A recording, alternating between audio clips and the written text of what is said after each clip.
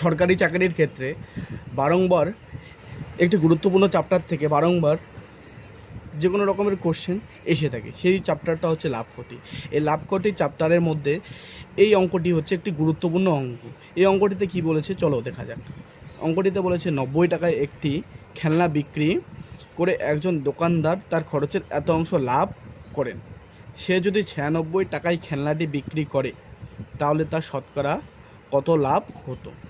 বন্ধুরা, এই যে এত অংশ লাভ করে, লাভ করা মানে সবসময় মনে রাখবেন যে যে কোনো ক্ষেত্রে ক্রয় মূল্যের উপর লাভ হয়। তার মানে আমাদেরকে ক্রয় মূল্য বের করতে বলেছে, তো 90 টাকাটায় ক্রয় মূল্য আমরা বের করব। ক্রয় মূল্য বের করতে বললে 90 গুণ উল্টে যায়, এই 8 যাবে উপরে। এই 8-এ লাভ করে কত? এক অংশে লাভ করে। লাভ মানে হচ্ছে প্লাস, 8-এর সাথে 1 যোগ হয়ে যাবে 9।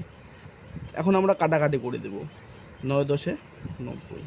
তো আমাদের ক্রয় মূল্য এটা গুণ করে দেবো, 8 10 80। ক্রয় মূল্য তার মানে আমাদের 80। তো এখানটা বলেছে এই ক্রয় মূল্য 80 টাকায় হচ্ছে কিনে, খেলনাটি 80 টাকায় কিনে। সে যদি 96 টাকায় খেলনাটি বিক্রি করে তাহলে শতকরা কত লাভ হবে?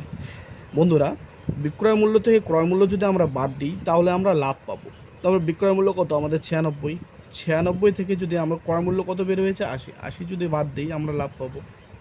বাদ দিলে আমরা কত? 6 1 16 টাকা হচ্ছে লাভ করে। লাভ সবসময় ক্রয় মূল্যের উপরে করে।